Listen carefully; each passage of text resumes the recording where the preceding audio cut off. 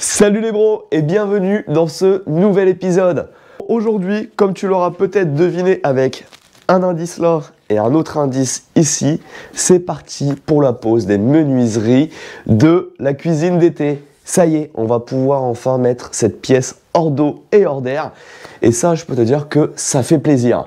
Donc, je vais essayer de te montrer comment moi je fais pour poser des menuiseries. Tu vas voir, franchement, il n'y a rien de très compliqué. Il faut juste suivre les bonnes étapes et les bonnes méthodes de préparation et ça va te faciliter ta pose. En attendant de commencer à te montrer ça, j'ai quand même quelque chose à t'annoncer, car oui, tu suis un petit peu notre vie de chantier, mais tu suis également notre vie de famille, et dans cette famille, il y a eu dernièrement un heureux événement, et je t'en avais pas parlé, mais je pense que ça y est, on va pouvoir enfin te le montrer, il va pouvoir passer à la vidéo. Certains vont peut-être penser que c'est un peu jeune pour ça, je risque peut-être d'avoir des critiques en disant que ça se fait pas, se servir de son image comme ça, pour vous attendrir. Mais je pense que ça y est, vous êtes prêts, je le suis aussi. Il est temps de vous montrer le dernier venu de cette famille. Il est l'heure de vous présenter Valco. Voilà, le dernier arrivé à la maison, il y a pile poil une semaine et il vient nous accompagner dans notre vie de famille, notre vie de chantier. On a du coup décidé d'adopter ce petit bébé. Car oui, il a même pas encore 3 mois, mais c'est déjà une énorme boule d'amour. Donc je vous présente Valco, c'est un Eurasier. Et voilà ce petit bébé qui va partager notre vie pendant plusieurs longues années. On est heureux de l'avoir. Les présentations sont faites. Non, je ne fais pas ça pour vous attendrir. Pas du tout, du tout, du tout. Donc je pense que vous le verrez du coup un petit peu dans toutes les prochaines vidéos, hein, parce que je pense que le but c'est qu'il nous accompagne un petit peu sur tous les projets et même sur la vie de chantier. Oh, c'est mon gros doudou. Enfin, tu l'auras compris. Donc voilà, ça y est, les présentations sont faites. On va pouvoir passer aux choses sérieuses et commencer à poser les menuiseries de la cuisine d'été.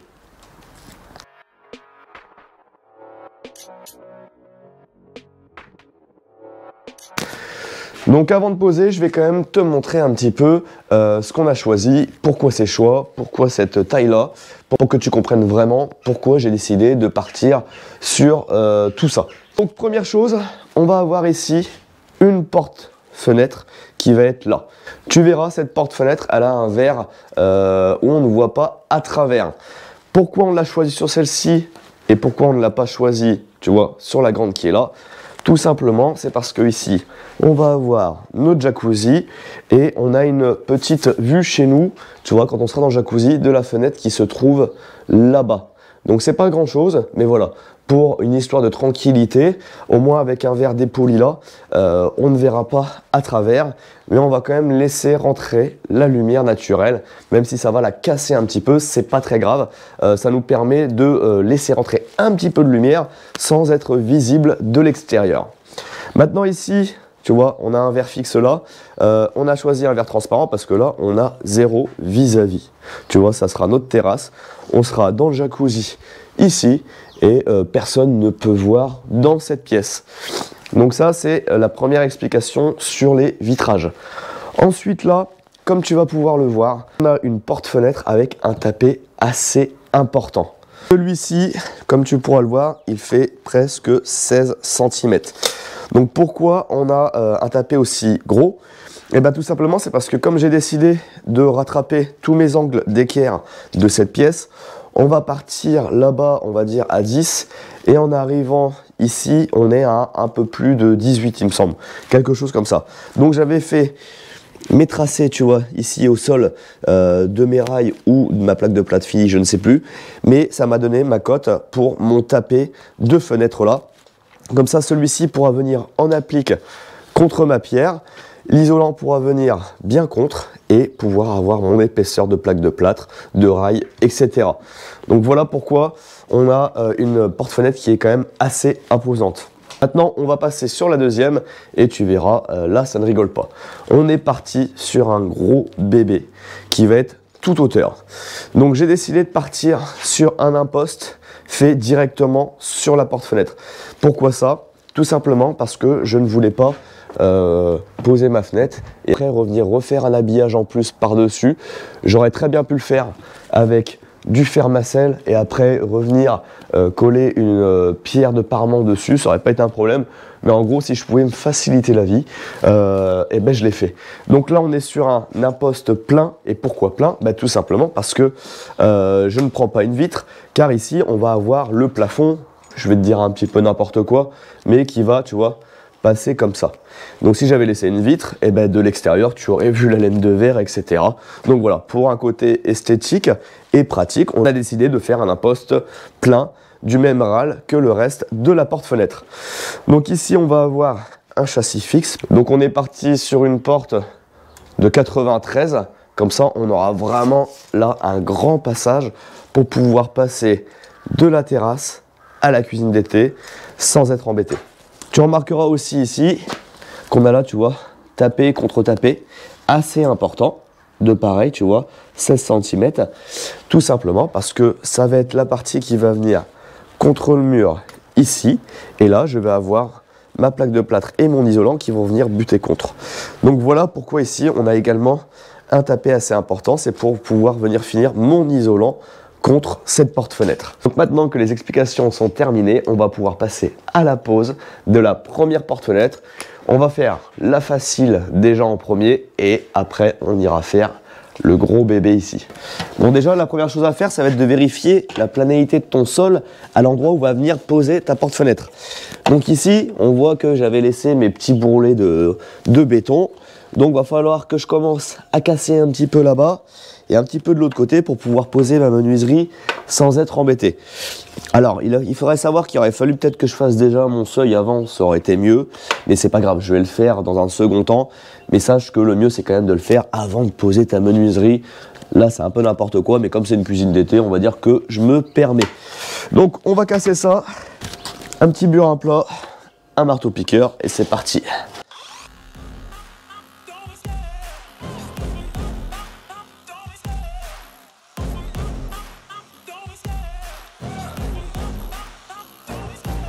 Love the chase and the hunt, and I set the pace when I'm running. I always take what I want and I always give it 100. Don't need a bank, no I'm funded. Play the game like it's nothing. I'm always thankful for something. Don't take for granted, stay humble. Now wait. Voilà, maintenant que ça c'est fait, je vais pouvoir présenter le dormant de ma porte. Donc le dormant c'est quoi? En fait, d'où son nom l'indique, c'est la partie qui dort. Non, c'est pas du tout ça. C'est la partie qui va être fixe, qui va rester contre le mur et qui va être fixée. Donc on a le dormant, celui qui est fixé au mur, et on a l'ouvrant, celui que tu ouvres, donc ta porte. Donc là, on va aller dégonder tout ça. Pour dégonder ce type d'ouvrant, tu vois, il va déjà falloir retirer ici le cache qui se trouve là. Ensuite, on a une poignée un peu spécifique, tu vois, qui va te permettre de pouvoir retirer le gond qui est à l'intérieur. Tu vois, tu viens la passer là, elle se prend dedans et tirer ta goupille. Hop, tu vois. Et voilà, comme ça, une fois qu'elle est retirée, on va pouvoir sortir la partie là et la soulever d'ici.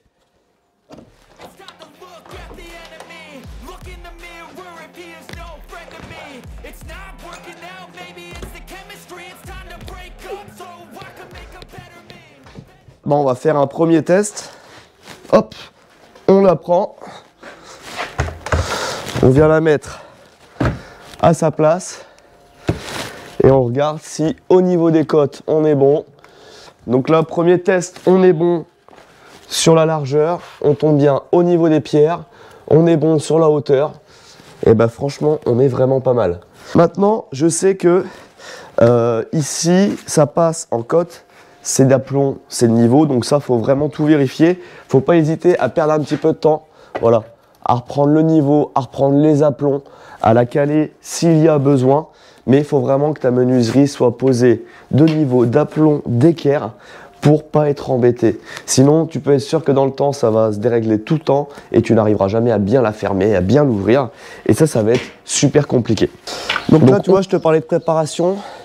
Et ben, il va falloir encore que je refasse une de plus. J'avais recoupé ma pierre et bizarrement, pas d'aplomb du tout. Je comprends pas, mais c'est pas grave. Donc on va reprendre parce que tu vois, j'avais un creux au niveau de ma menuiserie en gros qui faisait comme ça. Donc là, je reprends, je prends mon point, tu vois, le plus petit qui est ici. Et là, je vais retailler la pierre de parement ici. Et il faudra peut-être que je le fasse un peu de l'autre côté aussi, je vais regarder. Donc, je reprends ça. Ça c'est pareil, idem, va falloir que je le reprenne pour le repousser un petit peu et me mettre bien nickel d'aplomb et surtout bien droit sans jour.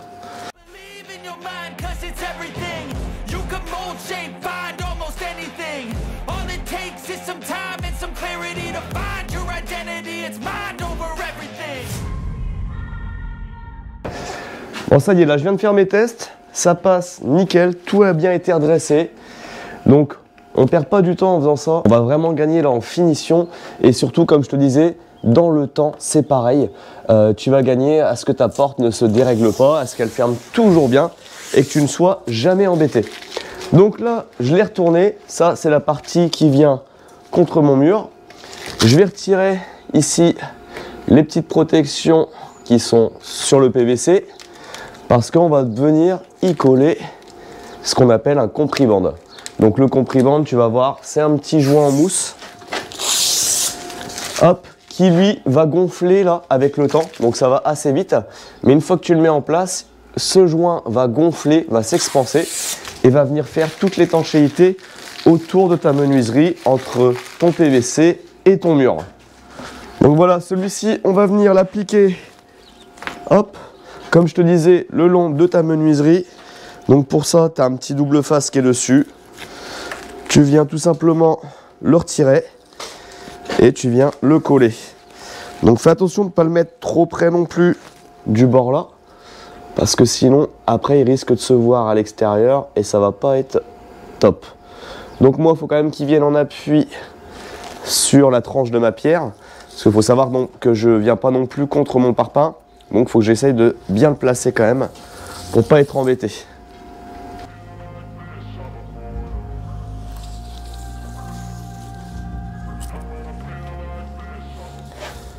Non, Valco, Valco, Valco. Oh là là là là là là. Il est pas possible.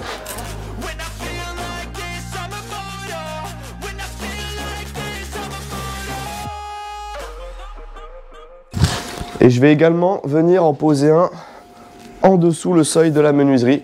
Donc tu vois là, ils ont mis une plaque de compensation, je sais plus comment ça s'appelle. Mais moi, je leur ai demandé ça pour me laisser un petit peu de jeu sur la hauteur de mon sol que je vais remettre. Donc j'ai préféré prévenir que guérir. Je préfère qu'il y en ait un peu trop que pas assez. Là, pour pas être embêté, ce que je vais faire, c'est que je vais la caler avec des serre-joints. Comme ça, je la règle bien le niveau d'aplomb. Je mets mes serre-joints en place et je vais pouvoir venir ensuite la fixer sans être embêté, sans devoir faire attention qu'elle bouge. Tu vois, je vais en mettre un déjà comme ça de chaque côté. Et après, je viens faire mes réglages super précis. Et j'aurai plus qu'à la fixer dans le mur avec les fixations qui sont fournies avec.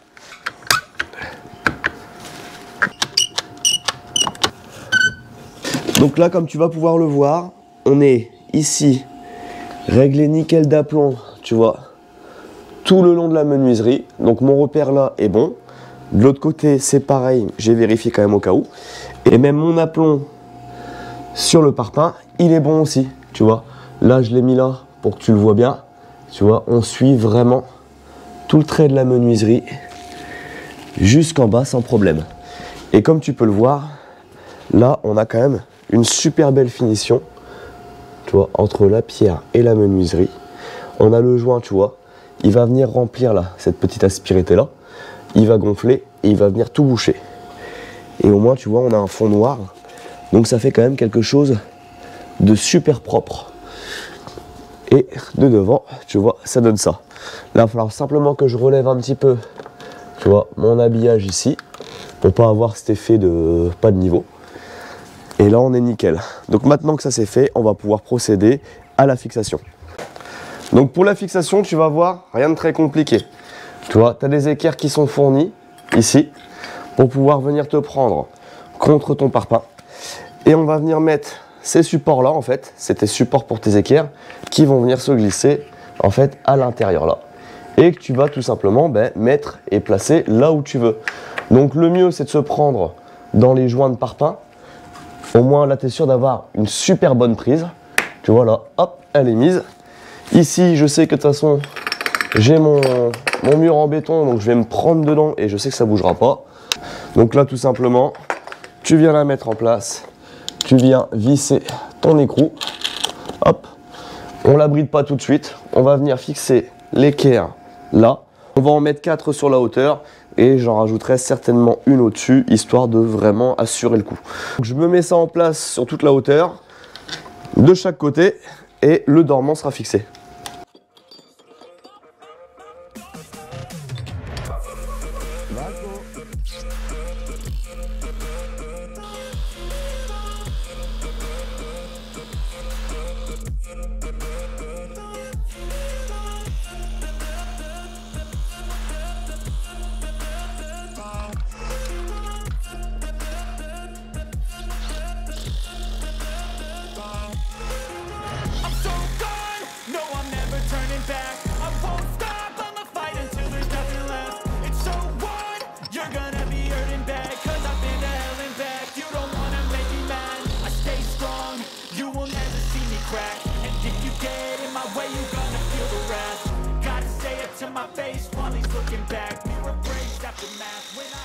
Bon, maintenant que tout est fixé, on va pouvoir retirer nos serre-joints.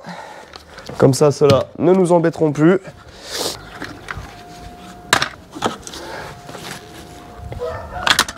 Maintenant, on va pouvoir venir mettre l'ouvrant. Et comme ça, on va pouvoir vérifier si celui-ci ferme bien, s'il y a des réglages à faire ou si vraiment le bâti a été installé de façon nickel. Donc déjà, on peut vérifier que celui-ci, hop, ne bouge pas. Il est bien plaqué, il est bien droit. Donc, je m'occupe de l'ouvrant.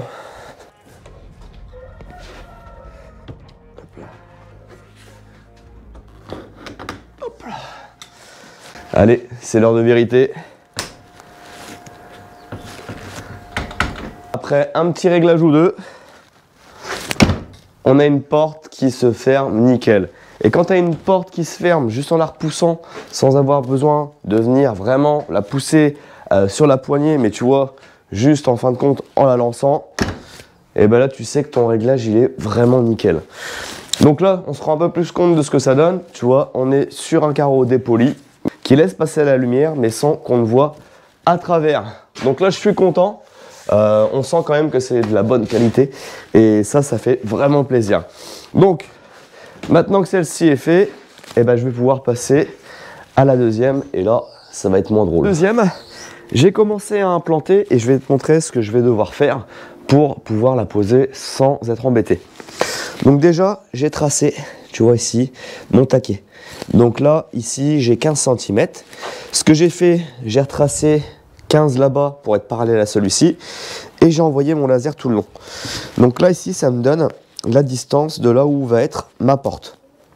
Ici, je l'ai reporté là. J'ai fait quelques tracés au mur. Et j'ai également tracé la poutre qui est là-haut.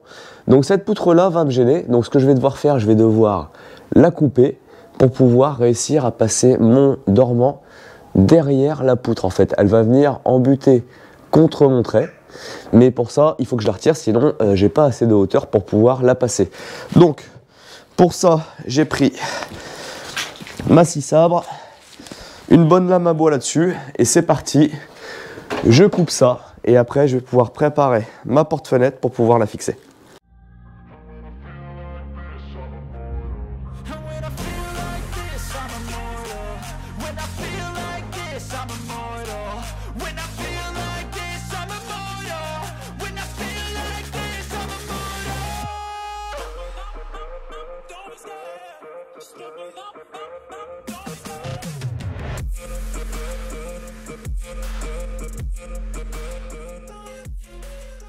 Bon, maintenant la partie la plus compliquée, je pense que tu l'auras compris, ça va être de réussir à aller mettre ce bébé qui fait 3 mètres de haut par 165 de large, tout seul. Donc il va falloir que j'arrive à la mettre en biais, à la pencher, à la passer. Ça, on va voir si ça passe, mais sinon je demanderai à Chérie, mais elle est un peu malade. Donc on va essayer de pas trop l'embêter.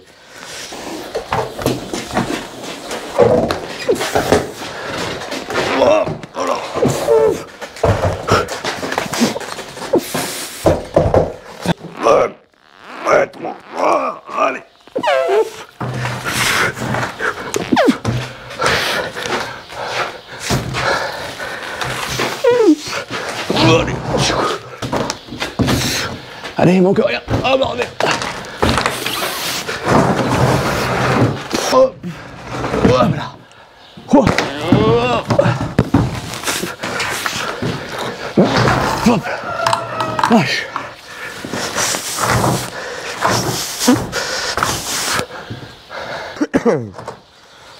Wesh.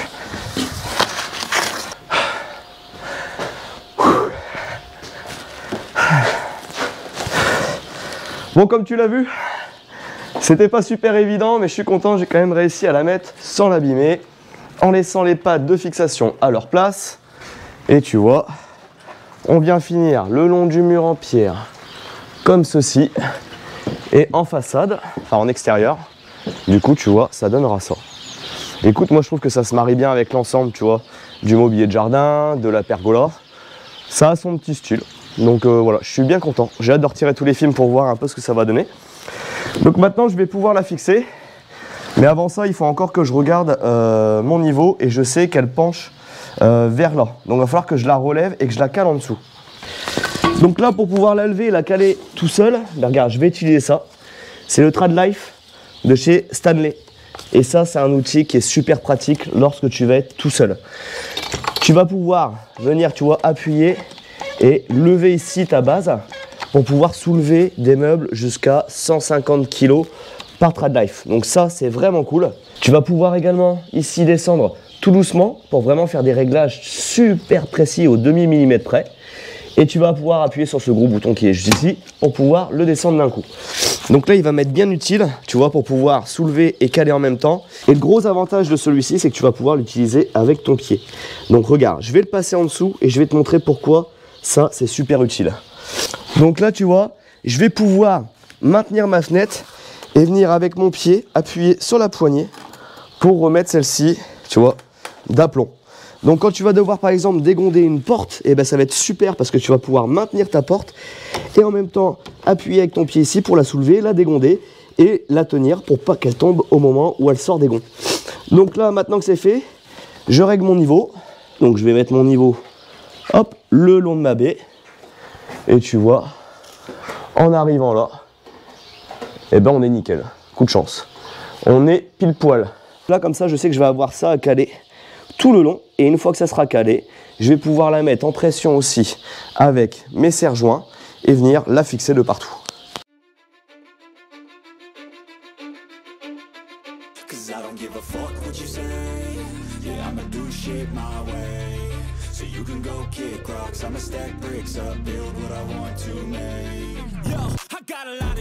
So I'ma do this every day. I'll be writing things until I'm fucking buried in my grave. 6 feet deep under, but my body won't decay. Cause my messages are timeless, so they'll put them on display. Oh yeah, I rap with a certainty. I have a sense of urgency. A message for eternity, for everyone internally. I hate the people hurting me, but now they fucking learn to see I ain't the one to fuck with. Now they looking nervously, and I don't really care what you think of me respectfully. You can kick rocks if you... Bon, maintenant que le dormant est bien fixé de partout et bien calé, je vais pouvoir venir combler là tout le jour qu'on retrouve, tu vois, le long là, parce que le mur est vraiment pas droit. Donc pour ça, je vais venir utiliser, hop, la mousse expansive de chez Wurth, et ça va très bien. Donc je vais en mettre partout là, et plus tard, je viendrai faire un habillage pour combler en fait tout le faux aplomb qu'il y a ici, et faire quelque chose de propre.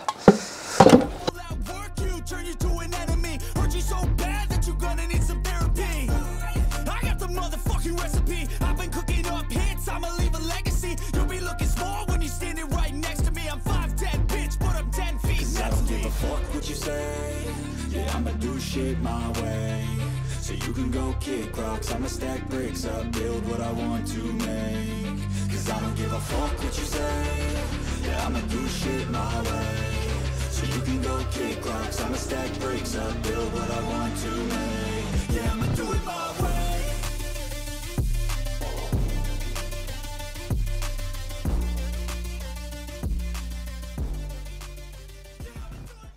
Bon allez, maintenant on va pouvoir venir habiller cette porte. Ici je vais remettre la vitre fixe qui vient là.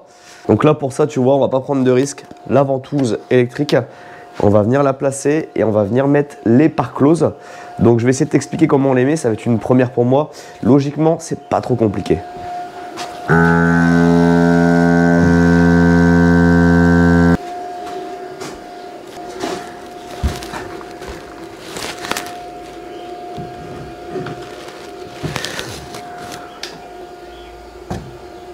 Donc tout d'abord, on m'a dit de venir mettre celle du bas. Donc on vient la mettre là, on vient la taper avec un petit maillet. La même chose pour en haut.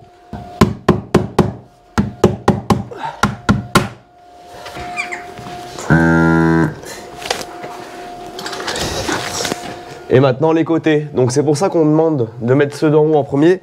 Comme ça, celui-ci, tu vois, il va être flexible. Et on va pouvoir réussir à le rentrer au niveau des angles à 45.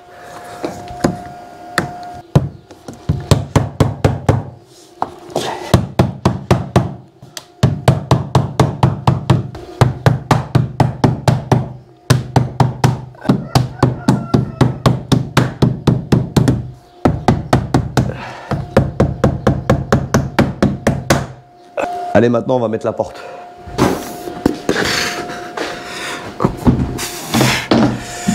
Et là, je vais être un peu moins bête que tout à l'heure. Je vais utiliser... Oh la vache! Je vais utiliser le Trad Life pour la mettre dessus, la monter et m'aider à la mettre.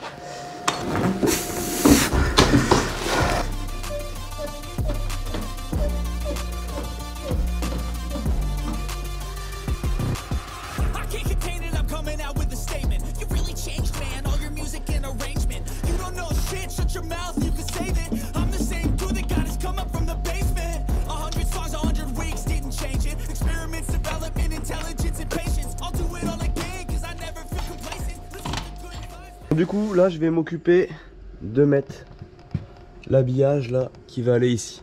Donc je le fais maintenant parce que je me connais, sinon je ne le ferai jamais. Donc pour ça, je vais utiliser un champ plat en PVC du même coloris que la porte-fenêtre. Et je vais te montrer du coup comment je vais faire pour avoir quelque chose qui s'ajuste au mieux au niveau de la pierre. Donc moi ça, je peux pas le mettre couché comme ça, sinon ça ferait pas joli, ça se verrait à cet endroit là. Donc ce que je vais faire, c'est dans un premier temps, je vais le mettre avec de l'adhésif, tu vois, et je vais le coller le long là, en fait. Il va faire à peu près la même épaisseur que le tapé ici, mais c'est normal, je vais te montrer ma petite astuce pour pouvoir faire ce qu'on appelle un tablettage.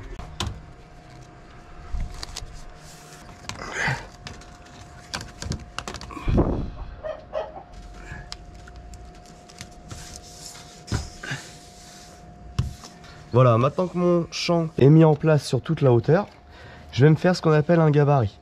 Donc là, je vais couper ça en pointe. Pourquoi en pointe? Pour pouvoir aller un maximum rechercher les défauts dans la pierre. Une fois que c'est fait, je vais en fait me prendre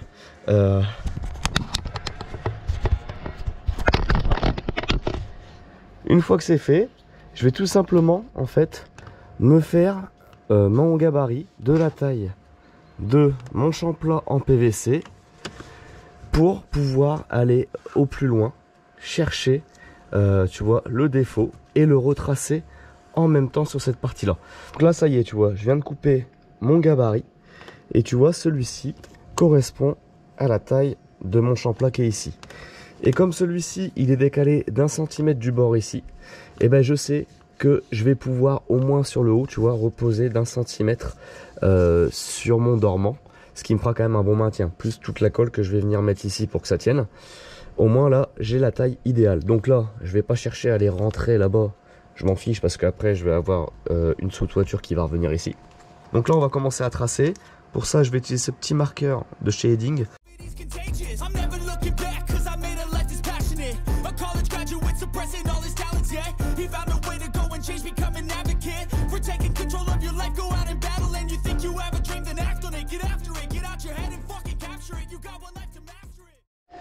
Bon ben maintenant que tout est tracé, va falloir que je m'amuse à couper tout ça avec la mini meuleuse. Un petit disque multimatériaux qui est idéal, ça pour le PVC c'est vraiment top, ou même couper un petit peu de bois de temps en temps.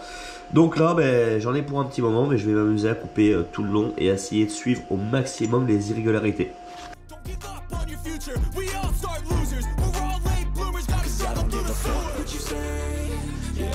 shit my way.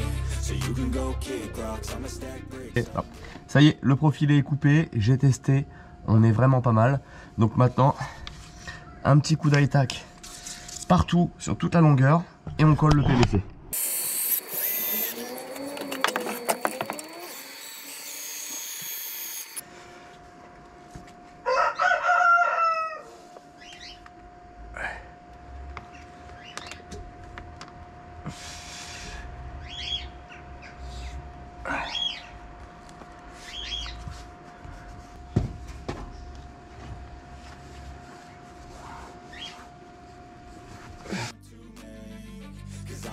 Fuck what you say. Yeah, I'ma do shit my way. So you can go kick rocks, I'ma stack bricks up, build what I want to make. Yeah, I'ma do it my way.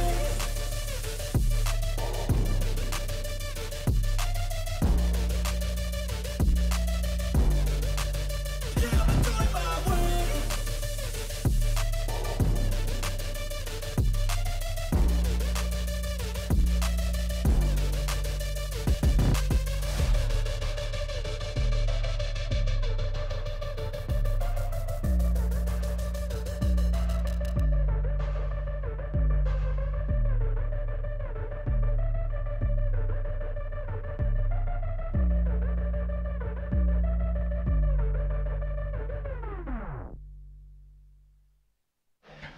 Bon, ça y est, j'ai enfin reçu les bonnes poignées et les bonnes serrures. Je vais pouvoir installer ça et enfin terminer la pose des menuiseries. Donc la première chose à faire, ça va être d'installer le cylindre. En fonction de ta porte, le cylindre il peut être plus grand d'un côté que de l'autre. Donc là, il va falloir que tu trouves ton sens pour que l'axe de ton empreinte ici tombe avec l'axe de l'empreinte qui est juste là. Donc tu regardes, tu le présentes. S'il est équivalent et qu'il dépasse de chaque côté de la même façon, tu sais qu'il va venir dans ce sens-là.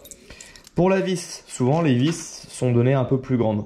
Donc là, tu viens avant de visser, tu la mets dedans. Là, on voit qu'elle dépasse d'un bon centimètre. Donc je sais que je vais avoir ma vis à recouper pour pouvoir venir visser correctement mon cylindre. Donc je vais aller les réduire d'un centimètre pour les deux et je vais pouvoir venir visser le cylindre. Maintenant que la vis elle est coupée, on va pouvoir venir remettre en place le cylindre dans le bon sens. Hop, on vient mettre la vis. Et là, ce que je fais, c'est que je la visse pas complètement. Je laisse un peu de jeu pour pouvoir mettre en place les poignées. Maintenant, on va pouvoir venir mettre les caches. Alors, c'est un truc tout bête, mais fais attention. Là où tu mets ta vis, c'est toujours à l'intérieur du bâtiment, pour pas que les gens puissent démonter ta poignée par l'extérieur.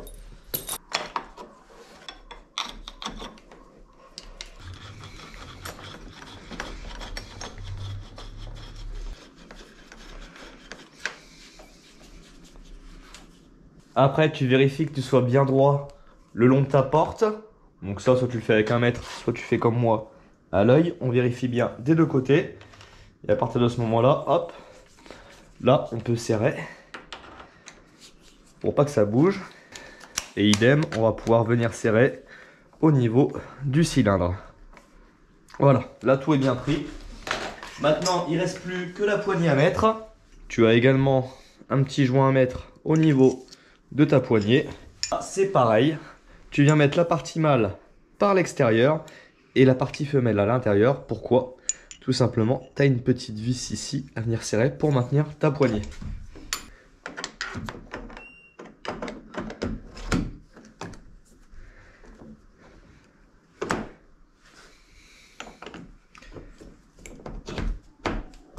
Hop. Hop. Donc là, ça y est, ta poignée est mise, même pas de vis à serrer. En fin de compte, ça vient se prendre automatiquement. Et là, on n'est pas embêté. On regarde si la porte ferme toujours bien. On est nickel. Elle se ferme correctement. Et on va regarder au niveau de la serrure si c'est pareil et qu'il n'y a pas de réglage à faire. Donc là, on est nickel. Pas besoin de forcer. Ça se ferme et ça s'ouvre tout seul. On est en sécurité.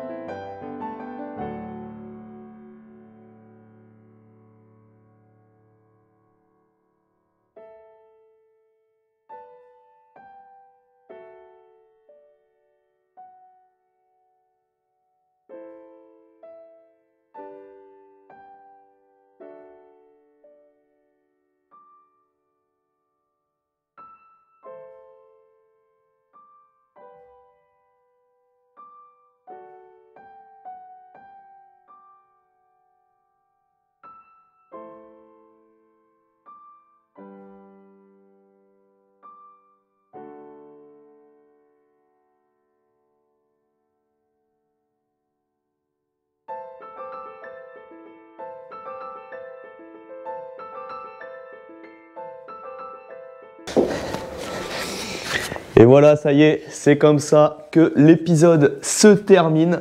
Les menuiseries sont complètement posées, n'est-ce pas Valco? Je suis content, tout s'est bien passé. Les menuiseries sont très qualitatives. Donc je remercie PVC Horizon qui est un fournisseur près de chez moi qui m'a fait du coup ces deux belles portes. Et ça c'est plutôt cool parce que tu vois, on arrive quand même à garder la lumière naturelle dans le bâtiment malgré qu'ici on ait une vitre qui soit un petit peu floutée. Donc ça c'était une étape de fête, je suis content, ça y est, on est enfin hors d'eau, hors d'air. On va pouvoir enfin maintenant passer à la suite des travaux avec le doublage des murs, du plafond, la pose d'une fenêtre de toit, la pose d'une VMC, la pose du jacuzzi, de la douche et plein de belles choses à voir par la suite. Donc surtout n'oublie pas, si tu veux voir le reste des travaux, abonne-toi, si la vidéo t'a plu, mets un like et surtout n'oublie pas de mettre un commentaire si tu as la moindre question. Merci à tous, ciao!